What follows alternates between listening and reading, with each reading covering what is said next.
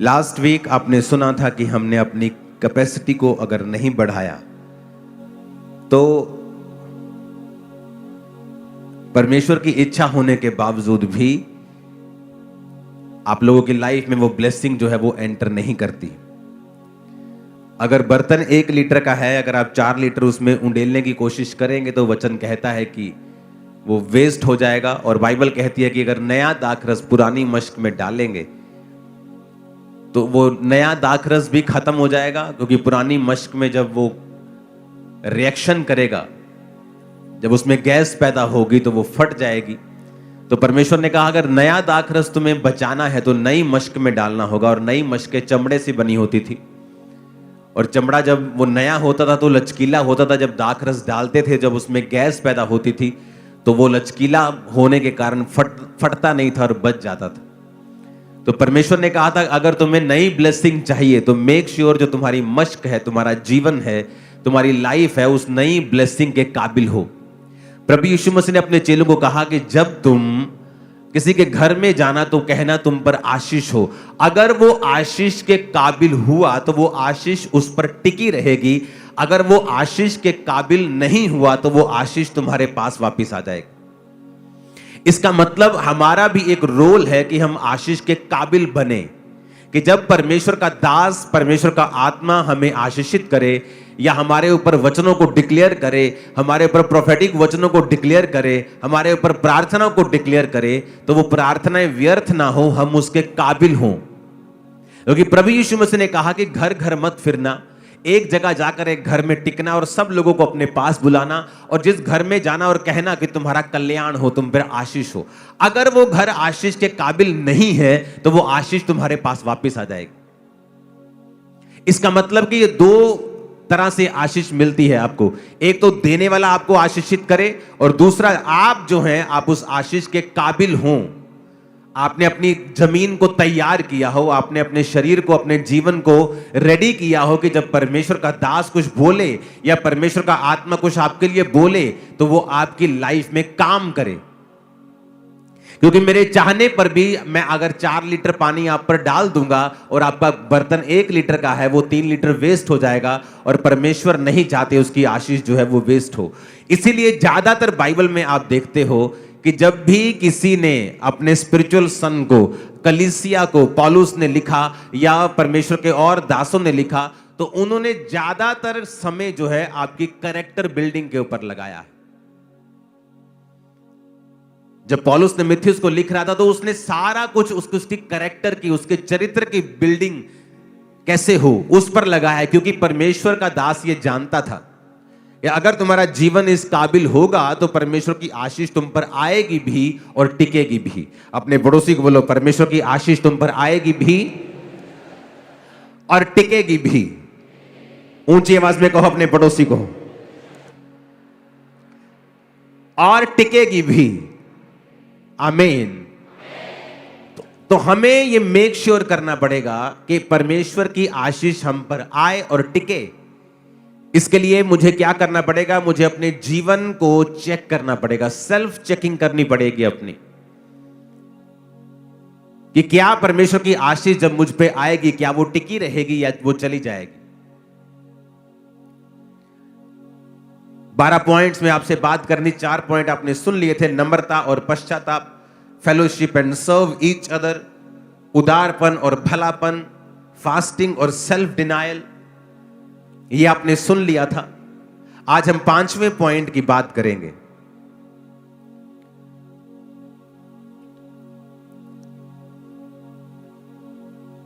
जो है, अपने पड़ोसी को बोलो, इंतजार करना। फिर से बोलो अपने पड़ोसी को, इंतजार करना।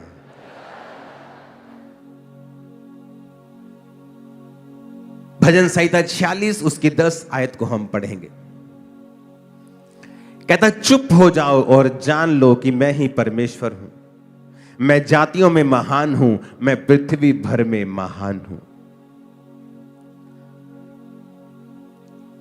कई बार परमेश्वर जो है वो शोर में नहीं है पर स्टिलनेस में है। बी स्टिल, ये ज्यादा पावरफुल वर्ड है, चुप हो जाओ से। स्टिल होता है कि आप बिल्कुल आप शांत हो गए हैं अंदर से।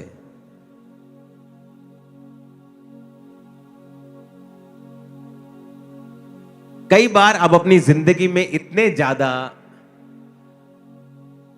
परफॉर्मेंस ओरिएंटेड हैं कि आपको हर वक्त परफॉर्मेंस देनी है परमेश्वर में। आज मैंने 6 घंटे प्रार्थना की, आज मैंने इतने रोजे रखे, और ऊंची ऊंची प्रार्थना। कई बार परमेश्वर, वो ठीक है सब कुछ, लेकिन मैं आपको नेक्स्ट लेवल सिखा रहा हूं।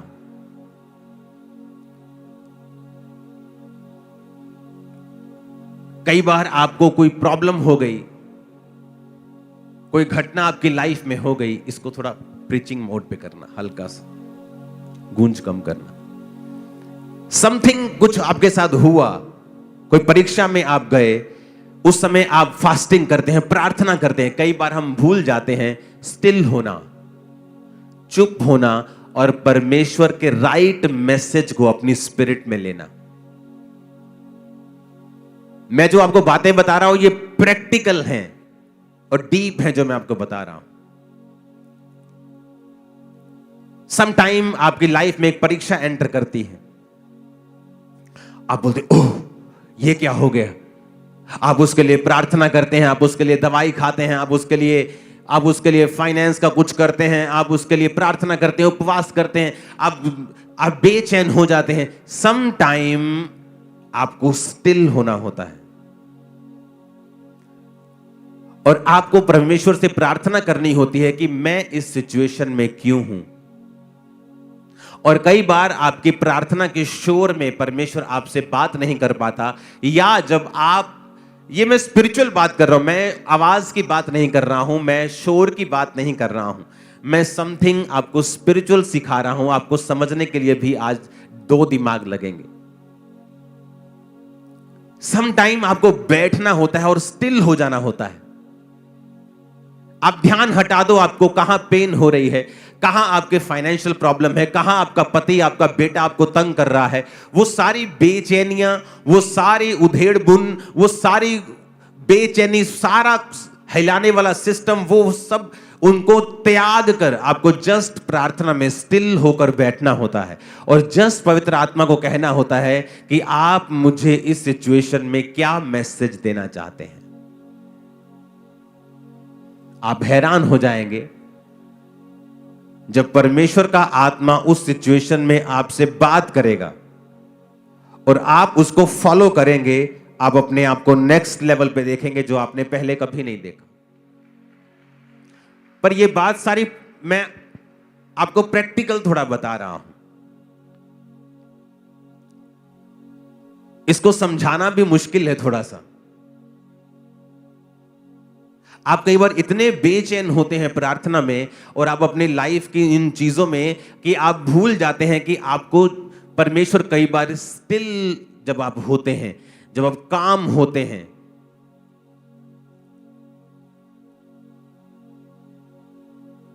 तो परमेश्वर कई बार आपसे बात करता है। फिर आपको राइट मैसेज पवित्र आत्मा देता है कि अब तुझे क्या करना है।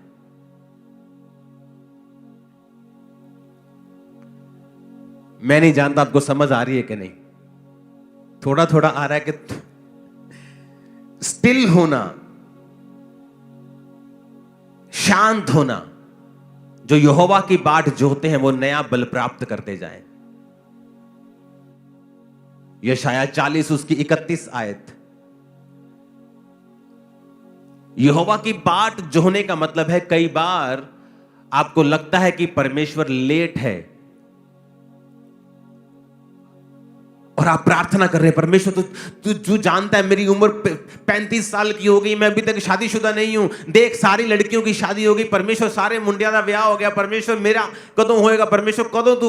और कई बार हम इतने बेचैन हो उठते हैं कि हम भूल जाते हैं कि हमें स्टिल होना है और स्टिल होकर, शांत होकर वेट करनी है शांति में। हमें प्रार्थना करनी है, आप ऊंची या कम ऊंची जैसी भी करें, लेकिन आपका जो हार्ट है वो स्टिल होना चाहिए और ये आपकी कैपेसिटी को बढ़ा सकता है। आप स्टिल नहीं हो सकते जब तक आपको परमेश्वर के ऊपर भरोसा नहीं है, जब तक आपको उस पर एब्सोल्युटली आपको ट्रस्ट नहीं है परमेश्वर के ऊपर कि मेरी लाइफ में जो कुछ भी हो रहा है उसमें पूरा पूरा परमेश्वर मेरे साथ है।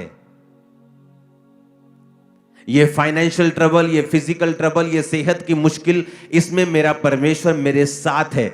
जब आप स्टिल हो जाते हैं, जब आप शांत हो जाते हैं और जान लेते हैं कि वो परमेश्वर है, सडनली आपकी स्पिरिट में आपको राइट मैसेज मिलने शुरू होते हैं। आपकी कमियों के विषय में, आपको क्या करना है उसके विषय में, या ये क्यों होया उस विषय में, या आपको नेक्स्ट लेवल पे लेके जाने के लिए था उस विषय में, आपको हर विषय के ऊपर राइट मैसेज मिलना शुरू होता है स्पिरिट से, और वही आपको चाहिए होता है नेक्स्ट लेवल पे जाने के लिए। कितनों को अब समझ आ रहा है? वो जो मुश्किल है, उस मुश्किल में जो आप रिएक्ट करते हैं, वो रोकता है स्पिरिट के मैसेज को आपकी लाइफ के ऊपर। अपने पड़ोसी को बोलो, स्टिल होना, शांत होना और परमेश्वर का इंतजार करना। आमीन। जब आप शांत होते हैं स्पिरिट में, कई बार आप मुंह से शांत है लेकिन अंदर आपकी शांति नहीं है, अंदर आपके सवाल चल रहे हैं। अगर मैं क्रिश्चियन हूं तो मेरे साथ ऐसा क्यों हुआ, अगर मैं क्रिश्चियन हूं तो मेरे साथ ऐसा क्यों हुआ, अगर मैं क्रिश्चियन हूं तो ये क्यों नहीं हुआ, अगर मैं क्रिश्चियन हूं तो ये हुआ क्यों, अगर ये मैं क्रिश्चियन हूं तो ये अब तक क्यों नहीं हुआ, अगर मैं क्रिश्चियन हूं तो उसके साथ ऐसा क्यों नहीं हुआ। वो आपको, अगर आपके अंदर वो वाली शांति नहीं है तो ये मुश्किल है परमेश्वर का आपके हृदय से बात करना। और जब परमेश्वर आपके हृदय से बात करता है, वो मोमेंट होता है जब परमेश्वर आपको नेक्स्ट लेवल पे लेके जाता है। जब तक आपका हृदय परमेश्वर की बात को सुनने के लिए रेडी नहीं है, तैयार नहीं है, तब तक आप नेक्स्ट लेवल पे नहीं जा सकते, क्योंकि एक्चुअल में उसका वचन ही है जो आपको छुड़ाता है और आपकी कैपेसिटी को बढ़ाता है और आपको नेक्स्ट लेवल के पर लेके जाता है। अपने पड़ोसी को बोलो, शांत रहना और जान लेना कि वो ही परमेश्वर है। आमीन। छठा पॉइंट है प्रार्थना और उपवास। लेकिन मैं अब ये जो पॉइंट आपको बता रहा हूं, प्रार्थना वाला हृदय। अपने पड़ोसी को बोलो, छठा पॉइंट, प्रार्थना वाला हृदय। अब लोगों को क्या लगता होगा कि ये सिंपल पॉइंट है, क्योंकि हमें प्रार्थना करनी हम सबको पता है, लेकिन मैं उस प्रार्थना की बात नहीं कर रहा हूं जो हम रोज करते हैं। जब परमेश्वर ने ये वचन आपको दिया था कि मैं इनकी कैपेसिटी को बढ़ाना चाहता हूं और इन्हें पॉइंट्स में बता कि ये अपनी कैपेसिटी को किस तरह बढ़ा सकते हैं, तो जो ये प्रार्थना वाला हृदय जिसकी मैं बात करने वाला हूं, वो नहीं है जो आप समझ रहे हैं। ये उससे अलग लेवल का जो मैं आपको पॉइंट बता रहा हूं, एक नेक्स्ट लेवल बता रहा हूं और एक गहरी बात बता रहा हूं जो आप आज समझ पाएंगे, ये मुझे भरोसा है। इसके लिए हमें जाना पड़ेगा नहम्याह, उसका 1 अध्याय, उसकी 1 आयत से मैं पढ़ूंगा। हकल्या के पुत्र नहम्याह के वचन, 20वें वर्ष में किस्लेव नामक महीने में, जब मैं शूशन नामक राजगढ़ में रहता था, तब हनानी नाम का मेरा एक भाई और यहूदा से आए हुए कई पुरुष मेरे पास आए, और तब मैंने उनसे बचे हुए यहूदियों के विषय में जो बंधुआई से छूट गए थे और यरूशलेम के विषय में पूछा। उन्होंने मुझसे कहा, जो बचे हुए लोग बंधुआई से छूटकर उस प्रांत में रहते हैं वो बड़ी दुर्दशा में पड़े हैं, उनकी निंदा होती है, क्योंकि यरूशलेम की शहरपनाह टूटी हुई और उसके फाटक जले हुए हैं। ये बातें सुनते ही बैठकर मैं रोने लगा और कितने दिन तक विलाप करता रहा और स्वर्ग के परमेश्वर के सम्मुख उपवास करता और ये कहकर प्रार्थना करता रहा, हे स्वर्ग के परमेश्वर यहोवा, हे महान और भय योग्य ईश्वर, तू जो अपने प्रेम रखने वालों और आज्ञा मानने वालों के विषय अपनी वाचा पालता और उन पर करुणा करता है। इस पर भी हम आएंगे, ये भी आज का एक पॉइंट है, लेकिन उससे पहले मैं एक आपको बात बताना चाहता हूं। अब यहां पर नहम्याह के पास कुछ भाई लोग आते हैं और वो बताते हैं कि यरूशलेम की जो शहर पनाह है, जो 4 दीवारी है, वो टूटी हुई है, उसके फाटक जले हुए हैं और जो लोग उनमें रहते हैं उनकी निंदा होती है। क्योंकि वो एक टूटे हुए शहर में रह रहे हैं, एक सड़े हुए शहर में रह रहे हैं जिसकी महिमा नहीं है, जो परमेश्वर का था, लेकिन उस पाप के कारण जो लोगों ने किया, और इजराइल के लास्ट राजा ने जितने पाप किए किसी ने भी नहीं किए होंगे, और उसकी वजह से परमेश्वर ने उस भवन को, उस शहर को फुकवा कर उसकी महिमा को मिट्टी में मिलाकर अपने लोगों को बंधुआई में भेज दिया। और जब परमेश्वर ने फिर से अपने वायदे को पूरा किया कि बंधुआई में जाने के बाद मैं फिर से थोड़े हुए लोगों को बचा के लेके आऊंगा, और परमेश्वर उनको वापस बंधुआई से बचा के लेके आया। और जब परमेश्वर उनको लेके आया तो उन लोगों के विषय में नेहेमिया ने पूछा कि वो लोग कैसे हैं, और उन्होंने कहा कि उनकी हालत बहुत बुरी है, वो दुर्दशा में है, शहर जला हुआ है, फाटक जले हुए हैं, शहरपना टूटी हुई है, उनकी निंदा रोज होती है, लोग उन्हें तुच्छ समझते हैं, कखदा भी नहीं समझते उन्होंने। और वचन कहता है कि वो परमेश्वर के सम्मुख गया और प्रार्थना करता रहा। उसके बाद 2 बाब की 1 आयत को फिर मैं पढ़ूंगा। लिखा, अर्थक्षेत्र राजा के 20वें वर्ष के निसान नामक महीने में जब उसके सामने दाख मधु था, तब मैं दाख मधु उठाकर मैंने राजा को दिया। इससे पहले मैं उसके सामने उदास कभी ना हुआ था। तब राजा ने मुझसे पूछा, तू रोगी नहीं है, तेरा मुंह क्यों उतरा है? ये मन की ही उदासी होगी। तब मैं अत्यंत डर गया। मैंने राजा से कहा, राजा सदैव जीवित रहे, जब तक वह नगर जिसमें मेरे पुरखाओं की कब्रें हैं उजाड़ पड़ा है और उसके फाटक जले हुए हैं, तो मेरा मुंह क्यों ना उतरे? राजा ने मुझसे पूछा, तो फिर तू क्या मांगता है? तब मैंने स्वर्ग के परमेश्वर से प्रार्थना करके राजा से कहा। अब ध्यान से समझना मेरी बात। मैंने 2 तरह के क्रिश्चियंस देखे हैं अपनी लाइफ में। एक है वो प्रार्थना करते हैं, जब वो प्रार्थना में बैठते हैं ऊंची ऊंची प्रार्थना करते हैं, अच्छी प्रार्थना करते हैं, गुड प्रार्थना करते हैं। और एक दूसरी तरह के क्रिश्चियंस हैं जो प्रार्थना भी करते हैं, लेकिन उनका जो हृदय है, उनका जो हार्ट है, वो एवरी टाइम प्रार्थना के मोड में रहता है। अब जब यहां पर राजा के सामने वो उदास था और राजा ने पूछा, तू उदास क्यों है? ये तो तेरे मन की ही उदासी होगी। उसने कहा, मेरे शहर की कब्रें उजाड़ पड़ी हैं, वो टूटा हुआ है, मेरा मुंह इसलिए उतरा है। तो राजा ने कहा, बता मैं तेरे लिए क्या करूं? तो उसने वचन में लिखा है, तब मैंने स्वर्ग के परमेश्वर से प्रार्थना करके कहा। अब वो प्रार्थना करने के लिए वापस कमरे में नहीं गया, लेकिन वो जो प्रार्थना कर रहा था वो अपने हार्ट में कर रहा था। ये मेरे स्पिरिचुअल फादर ने मुझे सिखाया था कि जब तुम लोगों से बात भी कर रहे हो तो अपनी स्पिरिट में प्रार्थना करो।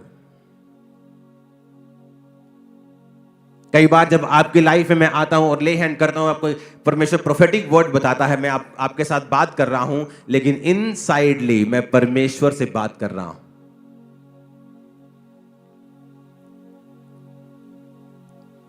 एक पास्टर जिसकी सेवकाई से डॉक्यूमेंटेड मुर्दे चंगे हुए और जी उठे, उसको जब किसी ने पूछा आप कितनी प्रार्थना करते हैं, उसने कहा मैं हर वक्त प्रार्थना करता हूं। अब ये 2 तरह के लोग इसमें भी होंगे। एक होंगे जो बोलेंगे नहीं मैं बैठ के प्रार्थना नहीं करता हूं, मैं चलता फिरता प्रार्थना करता हूं, परमेश्वर को हर वक्त याद रखता हूं। वो उस तरह की प्रार्थना नहीं है जिसकी मैं बात कर रहा हूं। जिस प्रेयर वाले हार्ट की मैं बात कर रहा हूं, उस लेवल तक आप कभी नहीं पहुंच सकते जब तक आप रोज 3-4 घंटे प्रार्थना नहीं करेंगे मिनिमम। क्योंकि अगर आप कहेंगे मैं बैठ के प्रार्थना नहीं करता हूं, मैं चलता फिरता करता हूं, आप एक अलग लेवल पे हैं, आप छोटे लेवल पे हैं। लेकिन जिस लेवल की मैं बात कर रहा हूं, जब आप रोज परमेश्वर के साथ उसको अपना समय देते हैं, आप उसको अपना मुंह दिखाते हैं, आप प्रभु के सामने खड़े होते हैं, और जब आप प्रार्थना से उठकर फिर अपने कामों में चले जाते हैं, अपने बिजनेस में, अपनी जॉब में, अपने डेली अफेयर्स में चले जाते हैं, तब आपका जो हृदय है वो प्रेयरफुल होना चाहिए। मोस्टली लोग ये नहीं समझते हैं कि इसे इंटीमेसी कहते हैं, परमेश्वर के साथ हर वक्त प्रभु के साथ जुड़े रहना। ये जो मैं आपको बता रहा हूं, मैं जानता हूं ये आम इंसान के लिए पॉसिबल नहीं है, लेकिन मैं आपको ये बता देता हूं, यही एक रीजन है आपकी कैपेसिटी को ये बढ़ा सकता है, इतना काबिल बना सकता है कि दुनिया आपको देखने के लिए होगी।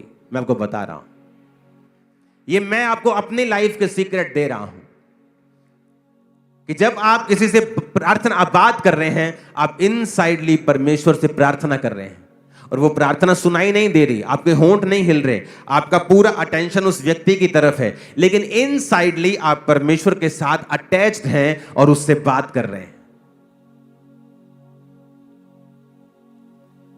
आप समझ पा रहे हैं कि नहीं? आप किसी से बात कर रहे हैं, लेकिन इनसाइडली आप प्रभु के साथ भी पूरे कनेक्शन में हैं उस समय। और ये चीज की प्रैक्टिस, ये चीज का अभ्यास आपकी लाइफ की जो कैपेसिटी है, अगर आपका बर्तन आज 100 लीटर का हो जाए, परमेश्वर कभी उसमें 50 नहीं रखेगा, वो 100 का 100 आपको देगा। और जो बातें मैं आपसे कर रहा हूं, ये आपको 1 से 4 नहीं है, 1 से 100 कर देगा। सडनली आपके बिजनेस के विषय में आपको आइडियाज आने लगेंगे, आपकी सेवकाई के विषय में परमेश्वर आपसे बात करने लगेगा, आपकी फैमिली के विषय में वो आपसे बात करने लगेगा। सडनली आपकी लाइफ में ऐसे ऐसे मोड आने स्टार्ट होंगे, आप समझ जाएंगे कि हाँ, परमेश्वर मेरी कैपेसिटी को बढ़ा रहा है, क्योंकि आपकी इंस्ट्रक्शंस, परमेश्वर की इंस्ट्रक्शंस आपके लिए, आपके जीवन के कदम, आपके नेक्स्ट कदम आपके चेंज होंगे और आपको मालूम होगा कि बदलाव मेरी लाइफ में आ रहा है। आमीन। कहता जब राजा ने मुझसे कहा बता तुझे क्या चाहिए, कहता मैंने स्वर्ग के परमेश्वर से प्रार्थना करके कहा। कहां? अंदर। लोगों को लगता है कि ओके, मुझे एक जगह खरीदनी है, ओके बैंक में बैलेंस है सीए साहब, हाँ हाँ बैलेंस है, ओके मैं जाता हूं जगह खरीदता हूं। और सडनली वो क्या देखते हैं? अपने आप को ट्रबल में फंसा हुआ। चाहे आपके पास पैसा है, चाहे वो जगह तैयार है जो आपने लेनी है, लेकिन उससे पहले आपको प्रार्थना करनी है। आपके पास पैसा है, आप ऑपरेशन करवाने के लिए चले जाते हैं, लेकिन उससे पहले आपको प्रार्थना करनी है। जो प्रेयर हार्ट है, एक तो प्रार्थना करना रोज, वो तो आपने करनी, वो तो मैं आपको इतने सालों से वचन दे रहा हूं, लेकिन आज मैं आपको कह रहा हूं कि उस प्रार्थना के बाद अपना हार्ट जो है वो प्रेयर में कनेक्टेड रखना है परमेश्वर के संग। अब आप रास्ते में जा रहे हैं, आप बस में बैठे हैं, आप क्या करेंगे बस में बैठ के? जो रील्स हम देखते हैं वो हमारा टाइम वेस्ट करते हैं, लेकिन जो कनेक्शन हम परमेश्वर के साथ बिल्ड करेंगे वो हमारा फ्यूचर ही नहीं, हमारी जनरेशन के फ्यूचर को भी बिल्ड करता है। अब क्या देखना है? रील्स देखना है कि हमें अंदर से कनेक्टेड रहना है परमेश्वर के संग? जो प्रार्थना वाला हृदय जिसकी मैं बात कर रहा हूं, वो जब आप उस लेवल पे आ जाते हैं, आप परमेश्वर से, आपको ये जोर नहीं लगता। आपको ऐसा, कई लोगों को लगेगा ये पागलपन हो सकता है या ये ज्यादा ही कुछ ओवर नहीं हो गया। नहीं, आपको लगता है ये ओवर है, लेकिन बाद में जब आप इस बात को समझ जाते हैं और आप प्रभु के साथ कनेक्टेड रहते हैं, आप अपने परिवारों में भी रहेंगे, आप काम भी करेंगे, अपनी ड्यूटीज भी पूरी करेंगे, आप आनंदित भी रहेंगे, आप क्रिकेट भी खेलेंगे, सब कुछ होगा, लेकिन जो आप करते हैं आप कीजिए, लेकिन आप इनसाइडली आप पूरी तरह से परमेश्वर के साथ इंटीमेसी में होंगे और परमेश्वर आपसे बात करते रहेंगे। पवित्र आत्मा आपको गाइड करता रहेगा, आप कभी नीचे नहीं आएंगे, शैतान कभी आपका नुकसान ना कर पाएगा, मैं आपको बता रहा हूं। और ये पॉसिबल है, ये पॉसिबल है कैसे? वचन के साथ कनेक्टेड रह के। अब यहां पर जब वो प्रार्थना करता है तो क्या कहता है? प्रभु तेरे वचन में लिखा है, कहता मैं उपवास करता रहा और प्रार्थना करता रहा कि वो जो हमने पाप किया था, हमने बुराइयां की थी, जो ज्ञाएं विधियां नियम तूने मूसा को दिए थे हमने नहीं माने, हम अपनी ही गलती की वजह से इस बंधुआई में पड़े हैं। उसने वचन के साथ परमेश्वर के साथ प्रार्थना की। आज किन लोगों को शैतान धोखा देता है? जो वचन में नहीं है, जिनको वचन की नॉलेज नहीं है, जो ये नहीं जानते कि परमेश्वर के वचन में अगर लिखा है, आप उसके लिए प्रार्थना कैसे कर सकते हैं? अगर आपको पता है व्यभिचार पाप है, आप प्रार्थना कैसे कर सकते हैं कि प्रभु अगर तेरी इच्छा है तो? प्रभु तो पहले बता चुका है ये पाप है, ये व्यभिचार है। और जब हम वचन के साथ अटैच नहीं रहते हैं, हम बाइबल के साथ जुड़े नहीं रहते हैं, तब शैतान के पास मौका होता है हमें मिसगाइड करने का और हमारी लाइफ में से उन ब्लेसिंग्स को खत्म करने का और हमें गलत रास्ते में लेके जाने का। और उसके बाद जब गलत रास्ते में जाते हैं तो वचन कहता है उसका परिणाम नाग दोना सा कड़वा है। क्या कोई हो सकता है कि छाती पर अंगारे रख ले और उसको जले ना? फिर वो परिणाम होगा ही होगा, इसमें कोई शक नहीं। ऊंची आवाज में कहो हालेलुया।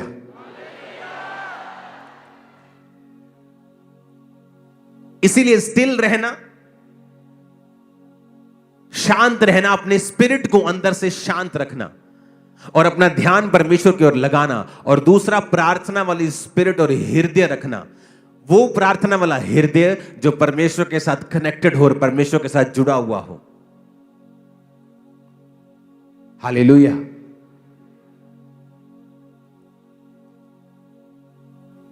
जब आप परमेश्वर के साथ कनेक्टेड होते हैं, फिर आपको फेसबुक से डाटा लेकर प्रोफेसी करने की जरूरत नहीं पड़ेगी। आपको लोगों को मूर्ख बनाने की जरूरत नहीं पड़ेगी। उसके बाद आप फिर परमेश्वर का दंड लें, ऐसी नौबत नहीं आएगी। आप किसी के सामने बैठे हैं और आप जब उनसे बात कर रहे हैं, आप अंदर परमेश्वर के साथ कनेक्टेड हैं और आप अंदर परमेश्वर से पूछ रहे हैं कि परमेश्वर इस व्यक्ति के बारे में मेरे ऊपर जानकारी तू शेयर कर, जाहिर कर। आप अंदर से प्रार्थना कर रहे हैं और आप उनकी बात भी सुन रहे हैं और सडनली परमेश्वर का आत्मा आपसे बात करता है। मैं उस इंटीमेसी की बात कर रहा हूं जो आप सड़क पे चल रहे हैं और अंदर से आप परमेश्वर के साथ कनेक्टेड हैं। आप प्लेन में हैं और प्रभु के साथ कनेक्टेड हैं। आप सिर्फ उस समय कनेक्टेड नहीं है जिस समय आप प्रार्थना कर रहे हैं, और प्रार्थना करने के बाद फिर आप पूरी तरह से वही कर रहे हैं जो संसार कर रहा है। मैं उस तरह की बात नहीं कर रहा हूं। मैं आपको जो वचन दे रहा हूं, ये आपके बर्तनों को, आपकी कैपेसिटी को इतना बड़ा कर देगा कि आप उस लेवल पर रह ही नहीं सकते। आपको नेक्स्ट लेवल पे जाना ही जाना है, इसी साल जाना है। आमीन। कनेक्शन परमेश्वर के साथ, इंटीमेसी को रखना अपने अंदर से।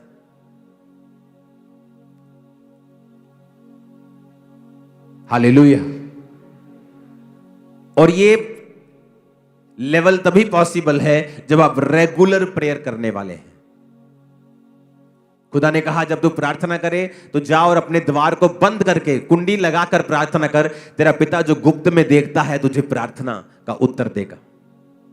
जब तू उपवास करे तो जा और अपने सिर को तेल मल के अपने मुंह को धो कि तेरा मुंह उतरा हुआ ना हो, ताकि तेरा पिता तुझे गुप्त में उपवासी जाने। जो तू गुप्त में करेगा तेरा पिता उसे उसका फल देगा। जब तू दान करे, उन्हें कहीं नहीं कहा अगर तू दान करे, अगर तू उपवास करे, अगर तू प्रार्थना करे। उसने कहा जब, यानी प्रार्थना करना, प्रार्थना का हृदय रखना। और सातवां है जो कुछ भी करना उसे गुप्त में करना।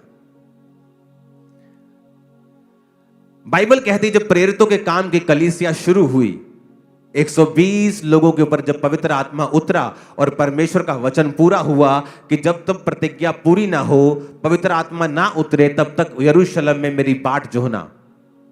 जब पवित्र आत्मा उतर गया, गैर भाषा उतरी, तो तब कलीसिया की शुरुआत हो गई। जब कलीसिया की शुरुआत हो गई तो कलीसिया जब स्टार्ट हुई, जब कलीसिया के खर्चे शुरू हुए, तो वचन कहता है कलीसिया के लोगों ने अपनी अपनी प्रॉपर्टी बेचकर प्रेरितों के पांव के ऊपर उस पैसे को रखते थे और वो उस पैसों से पूरी कलीसिया के काम को चलाते थे और सारी सेवकाई को वो करते थे। आज जब भी शैतान आपकी आशीष को खाना चाहेगा, वो आपको एक ऐसा दान वाला बना देगा, दान करता बना देगा, जिसे पूरी दुनिया इंटरनेट के ऊपर जानती है। और ये इसलिए है क्योंकि शैतान आपकी आशीष को खाना चाहता है। मेरी टीम को मुझे कहते 15 साल हो चुके हैं कि आप जो कुछ करते हो हमने ऐसा कहीं नहीं देखा है, आप इसे दिखाया करो। और मैं कभी नहीं दिखाता हूं। आपने जो चैरिटी के काम मेरे देखे हैं इंटरनेट के ऊपर, जो हम दिखाते हैं, वो हमारा 1% भी नहीं है, 1%। और सिर्फ इस मकसद के लिए है कि जो 2300 से 2500 मेंटरशिप के अंडर पास्टर्स हैं, जो लाखों कलीसिया हैं, दूसरे कितने देश हैं जो यहां नहीं आ सकते, वो हमें देखें और अपनी कलीसिया में उसी तरह से फॉलो करें। जब भी शैतान आपको देखता है कि आप अच्छे हैं, वो मेक श्योर करेगा कि आप कहीं ना कहीं से वचन को ब्रेक करें, ताकि आप पूरी आशीष परमेश्वर से ना ले सकें।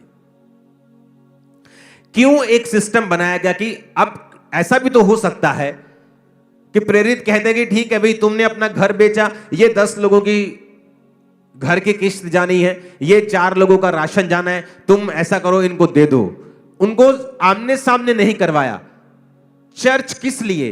क्योंकि जब आप चर्च में, मैं भी चर्च में बोता हूं,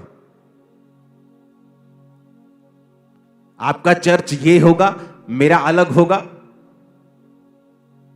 मैं अपना टाइल्स जब बोता हूं, वो किसके बेहतरी में यूज हुआ है, अगर उसको ये पता है फिर तो मेरी महिमा हो गई।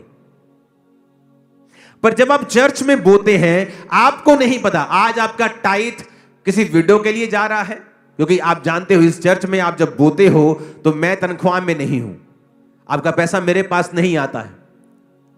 आपकी ऑफरिंग को देखे मुझे सालों हो गए हैं, सालों, ईयर्स। वो एक बड़ी टीम गिनती है, बैंक में जमा करवाती है, बैंक से खर्चे होते हैं, मैं साइन करता हूं चेक्स के ऊपर, और एक टीम उस सभी को देखती है। In house CA, outside CA, in house team, disciples की टीम उसे चेक करती है कि सब कुछ, पैसे की गड़बड़ी कहीं भी ना हो। आपको नहीं पता, मुझे नहीं पता मेरा पैसा किस भले काम के लिए लगा, और वही गुप्त है, इसीलिए आप फल पा रहे हो। लेकिन जब आप इंटरनेट पे चले जाते हो और आप अपनी सारी जो भी आप करते हो उसे इंटरनेट पे डालते हो, क्या करता है शैतान? अगर वो देखता है कि एक विश्वासी अमीर है, वो ये कोशिश करेगा कि उसको बोले कि तू अपनी चैरिटी कर, तू खुद इंटरनेट के ऊपर आ, ताकि लोग, क्योंकि जब लोग ऐसा काम करते हैं तो आपको गुड फील होता है। Every good feeling is not from God. और आपको लगता है कि लोग आपको अप्रिशिएट कर रहे हैं, लोग आपको अच्छा कह रहे हैं। नो, ये बिब्लिकल नहीं है। मैं न्यूयॉर्क में एक चर्च में था। न्यूयॉर्क टाइम्स स्क्वायर दुनिया का सबसे महंगा एरिया है, और मैं वहां पे गया, और एक वहां पे चर्च में जो हेड हैं वो मेरे क्रूसेड के ऊपर थे, और वहां पर जो चर्च के हेड हैं उन्होंने मुझे इनवाइट किया कि आके आप आएंगे। मैंने कहा मैं क्यों नहीं आऊंगा, वो पिक्चर्स हैं हमारे पास वो चर्च की, अगर वो जाती हैं स्विचर्स पे तो भेजना आप। वो चर्च को जब हमने अंदर गए, हम इनवाइटेड थे, वहां हमने देखा तो वो चर्च के बारे में बताया कि आज उस जो चर्च की वैल्यू है वो 900 करोड़ रुपए है। और आप इमेजिन करो, जिस चर्च को खरीदा गया वो एक पोर्नोग्राफिक थिएटर था। वहां गंदे काम होते थे, लाइव नंगी लड़कियां वहां पे नाचती थी। और एक यहूदी बिजनेसमैन आया और उसने कहा मैं ये थिएटर को खरीदना चाहता हूं, और उस थिएटर को उसने करोड़ों नहीं खरब अरबों में खरीदा, एक चर्च को दान दिया, और सब गंदा काम एक दिन में बंद करवा दिया। और सुनो मेरी बात, आज तक उसकी फोटो नहीं पता कि वो व्यक्ति कौन है, वो कौन है। उस पास्टर ने मुझे बताया कि थोड़े दिन पहले यहां पे लोग आए थे और उन्होंने इस चर्च की वैल्यू को बताया कि हम आपको 800-900 करोड़ रुपए देने के लिए तैयार हैं। 900 करोड़, आप इस चर्च को छोड़ दो। जब वो चर्च थिएटर से चर्च में कन्वर्टेड हुई तो वहां पर फिर लॉ बना दिया गया कि अब कोई भी चर्च नहीं बनेगी थिएटर से। वो इतना बड़ा मुद्दा वहां पे बन गया था। वो आज टाइम्स स्क्वायर की ओनली चर्च है जो हर टाइम ओवर भरी रहती है, क्योंकि टाइम्स स्क्वायर में हर जगह जाने के लिए आपको डॉलर्स लगते हैं आपको, लेकिन वो चर्च फ्री सर्विस, जब कहती है फ्री सर्विस, लोग बहुत आते हैं वहां चर्च में वचन को सुनने के लिए। कितने मेरी बात को समझ रहे हैं? और आज तक उसका डोनर कौन है किसी को पता नहीं।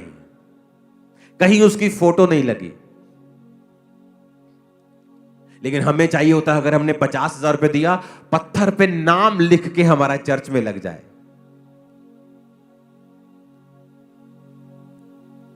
कितने मेरी बात को समझ रहे हैं? क्राइस्ट ने हमें अलग तरह से बुलाया है। ये देखो चर्च आ गई सामने।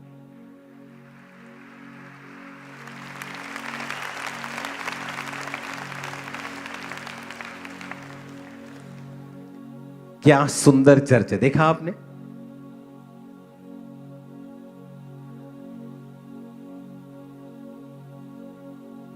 ये वो हॉल है जहां हम गए थे। इसके आसपास ऊपर नीचे बहुत से हॉल्स, बहुत से ऑफिसेस, बहुत सी इसमें और भी चीजें हैं इस हॉल में। वेरी ब्यूटीफुल, बहुत शानदार, जबरदस्त। और यहां पर एक भी जगह आपको मालूम नहीं होगा कि किसने। और इमेजिन करो एक बिजनेसमैन आया और उसने परमेश्वर के नाम के लिए इतना बड़ा काम कर दिया। जो बड़े बिजनेसमैन हैं उनका मकसद अपनी एनजीओ खोल के चैरिटी करना नहीं होना चाहिए, क्योंकि उसमें लोग आपको जानते हैं, आपकी फोटो जानते हैं, आप जानते हैं।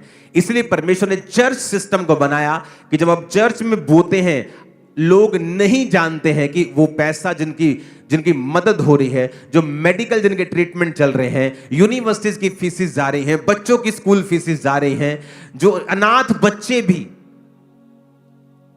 मैंने गोद लिए हुए हैं, आपको शायद नहीं मालूम होगा, वो भी आप जब बोते हैं उन्हीं पैसों से उनकी सेवा हो रही है। तो जब आप बोते हैं तो वो एक सीक्रेट मिशन बन जाता है। इसीलिए परमेश्वर ने चर्च व्यवस्था शुरू की कि हर एक व्यक्ति चर्च में पैसों को लाता था और चर्च में एक कमेटी बना के उन सभी पैसों को लोगों की बेहतरी के लिए काम कर दिया जाता था। तो आज इस चीज से बच के रहना है। अगर आप फाइनेंशियली ब्लेस्ड हैं, मेक श्योर कि चर्च के बड़े से बड़े कामों के लिए आप आगे होने चाहिए। यह है परमेश्वर का एक्चुअल प्लान आप लोगों के लिए। यह है परमेश्वर का मास्टर प्लान आप लोगों के लिए। अगले महीने झारखंड में क्रूसेड है, बहुत बड़ा। तो जब क्रूसेड टीम मेरे पास है तो मैंने उनको बताया कि मैं इंडिया में मुझे 1000 इनविटेशंस हैं क्रूसेड्स के, 1000 से भी ज्यादा ही होंगे। लेकिन जब मैं नाम लेना चाहता हूं उन क्रूसेड्स का, जब मैं क्रूसेड पे गया तो लोगों की टिकटें बिकी। वहां पे जो फ्रंट पे बैठना चाहते हैं चेयर्स के ऊपर, उनकी टिकटें बिकी। और मैंने उस चीज का विरोध किया कि अगर आपने मुझे बुलाना है तो आप मुझे बेच नहीं सकते, आप गॉस्पेल को बेच नहीं सकते। इसलिए मैं हमेशा बहुत कम मैंने डेट्स दी हैं इंडिया की दूसरी स्टेट्स की क्रूसेड्स के लिए। लेकिन जब झारखंड की टीम आई तो मैंने उन्हें बताया कि मैं इस चीज से डरता हूं और इस चीज से मुझे घिन आती है कि जब ये चीजें होती हैं। तो मैंने कहा मैं एक सिस्टम बनाऊंगा कि झारखंड के लिए एक नंबर को हम लॉन्च करेंगे, आज नहीं फिर कभी, या आज भी हम दे सकते हैं वो नंबर अगर आपके पास है तो। सिर्फ नंबर, क्रूसेड की डेट्स नहीं देनी है, वो मैं आपको 1-2 हफ्ते में बता दूंगा।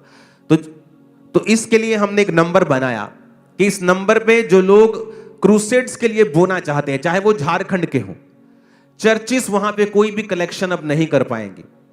उससे क्या होता है कि जो चर्च करवा रही है, मान लो वो तो अच्छी है, लेकिन गलत नाम के ऊपर भी गलत लोग भी पैसा इकट्ठा करना शुरू कर देते। पापा आ रहे हैं, प्रभु का दास आ रहा है, आप पैसा दो पैसा दो, तो मैसेज आने स्टार्ट हो जाते हैं कि आपके नाम से लोग पैसा इकट्ठा कर रहे हैं। तो मैंने एक सिस्टम बना दिया कि चर्च का, अगर खामरा चर्च का क्रूसेड है तो ये बात समझ ली जाए कि कभी भी इसके लिए कलेक्शन नहीं होगी। जिसने बोना है ये एक ही नंबर आपको दे दिया जाएगा। इस नंबर पे कॉल करो कि मुझे इस क्रूसेड के लिए बोना है, मुझे पार्टनर बनना है। और उसी दिन जब आप क्रूसेड होता है आपसे मिल लिया जाता है 1-1 मिनट के लिए, और बस हमें पता होता है कि ये 15 लोगों ने 1-1 लाख बोया, बाकी खर्चा ऑफरिंग से किया, बाकी खर्चा इससे किया। मुझे कोई फीस नहीं चाहिए कि मैं झारखंड में जाऊंगा, मेरी टीम बसों का खर्चा, फ्लाइट्स का खर्चा, होटल का, मुझे कुछ नहीं चाहिए। मुझे ये चाहिए कि सारा कुछ क्लीन हो, नीट हो, कोई पैसा कोई किसी से खाया ना जाए, किसी के साथ कोई हेराफेरी ना हो। तो ये नंबर मैंने बना दिया, सिस्टम बना दिया। अब जहां भी इंडिया में क्रूसेड होगा, आप इस बात को समझ लेना कि उसके लिए कहीं भी कलेक्शन, चर्च से कलेक्शन नहीं होगी। जिसने कुछ भी देना है, पार्टनर बनना है, वो इस नंबर पे कॉल करे। सारी दुनिया को पता होगा कि हाँ भाई इन लोगों ने बोया है, इसमें कोई भी हेरा फेरी का चांस खत्म हो गया, जीरो हो गया, खुदा ने रास्ते खोल दिए हैं।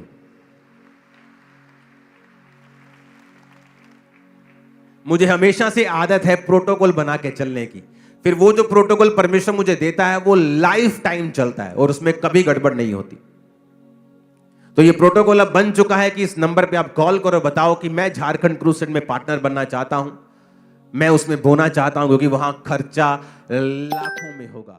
क्रूसेड की डेट फाइनल हो चुकी है, मार्च में फाइनल हो चुकी है। आपको मैं बता दूंगा जब समय आएगा, राइट टाइम आएगा, मैं आपको उसको बता दूंगा।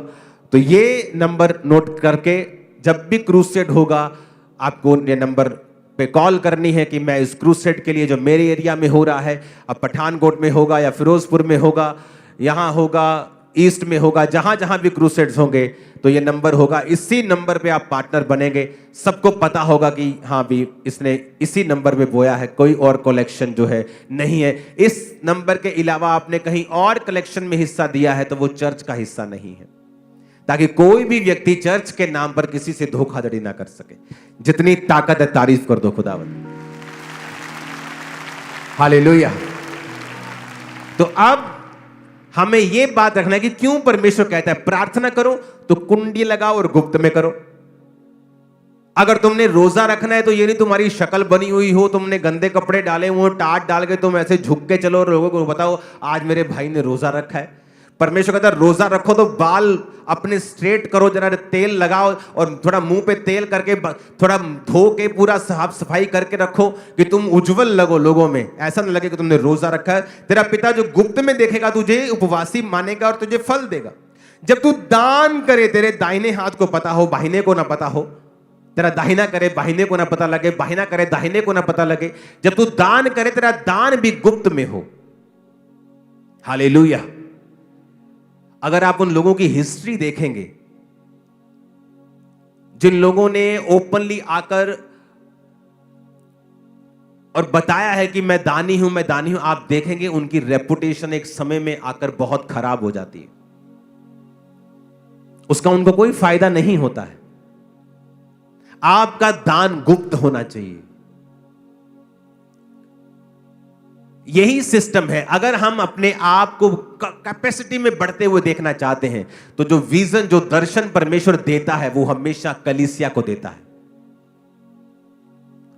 हालेलुया। परमेश्वर जो है वो मैनेजमेंट का परमेश्वर है। वो अगर आप मैनेजमेंट से बाहर जाएंगे वो आपके संग कभी काम नहीं करता। वो परमेश्वर ऑर्डर का परमेश्वर है। आप कभी बाइबल में बताओ जब परमेश्वर ने मूसा को भेजा कि किसी विश्वासी से परमेश्वर ने बात की हो और मूसा से ना की हो? कभी नहीं। परमेश्वर का एक ऑर्डर था, ठीक है मैं मूसा को ठहराता हूं, मैं मूसा से बात करूंगा, मूसा तुमसे बात करेगा, ये मेरा ऑर्डर है। उस ऑर्डर के बाहर जब भी आप जाएंगे आपको हमेशा निराशा मिलेगी। एक कपल मुझसे मिलने के लिए आए, पास्टर थे और उनकी वाइफ थी, और पास्टर ने डाइवोर्स फाइल कर दिया अपनी वाइफ के खिलाफ। जब उनसे मैं मिला तो मैंने जब उनको देखा तो वही ऑर्डर के खिलाफ चलना। क्या ऑर्डर था कि पास्टर ने कहा जब वो प्रेग्नेंट थी कि तू जा और अभी जाके डॉक्टर के पास जाके इसकी डिलीवरी करवा। डॉक्टर ने कहा तू लेट हो गई है तो इसकी डिलीवरी कर। उस औरत ने कहा नहीं मैं परमेश्वर से पूछूंगी। जब बात हुई तो इसका रीजन यह था कि वो उसकी जो मम्मी थी औरत की, वो उसको गाइड करती थी बहुत, और वो अविश्वासी थी। तो उसने कहा प्रभु से मैं पूछूंगी। और जब उनके बेटा नहीं था, बेटियां ही थी, जब वो लेट हो गई औरत, तो वो जो बेबी बॉय था पेट में वो मर गया, उसकी डेथ हो गई। और जब वो मुझसे मिले तो मैंने कहा कि जब तेरा हस्बैंड इस बात को कह रहा है जा, तो तुझे पता है कि ये उसकी नहीं, ये परमेश्वर की आवाज है तेरे लिए, क्योंकि परमेश्वर का ये ऑर्डर है कि वो आदमी के जरिए एक हाउस होल्ड से बात करेगा। औरत को जो आदमी ने बनाया है वो कभी मेंटेन नहीं कर सकता, औरत उसको मेंटेन करके रखती है।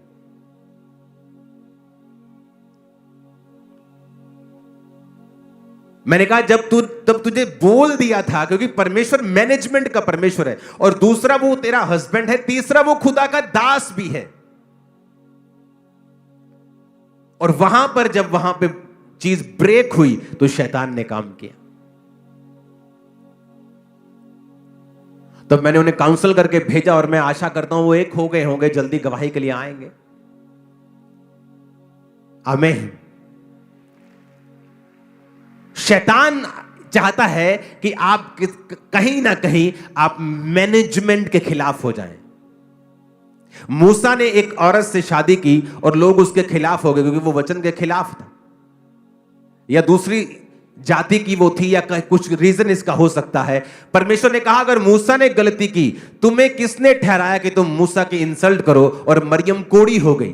तब उनको समझ आया कि जो परमेश्वर ने ठहराया है आप उसका विरोध नहीं कर सकते, क्योंकि ये उसके मैनेजमेंट का, उसके सिस्टम का विरोध होगा।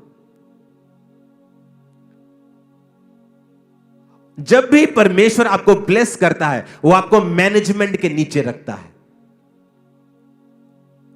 बहुत से लोग हैं पुराने समय में जो मैनेजमेंट के खिलाफ चले और आज अपनी जिंदगी में फेलियर बन के बैठे हैं, कहीं नहीं पहुंचे। उनके बाद के आए बच्चे उनसे कहीं अधिक ब्लेस्ड हैं, कहीं अधिक अनॉइंटेड हैं। वो काबिल भी थे, समझते भी थे, लेकिन इसका मतलब यह नहीं है कि आप काबिल हैं तो आप बुद्धि वाले हैं तो आप परमेश्वर की ठहराई चीजों के खिलाफ चल पाएंगे।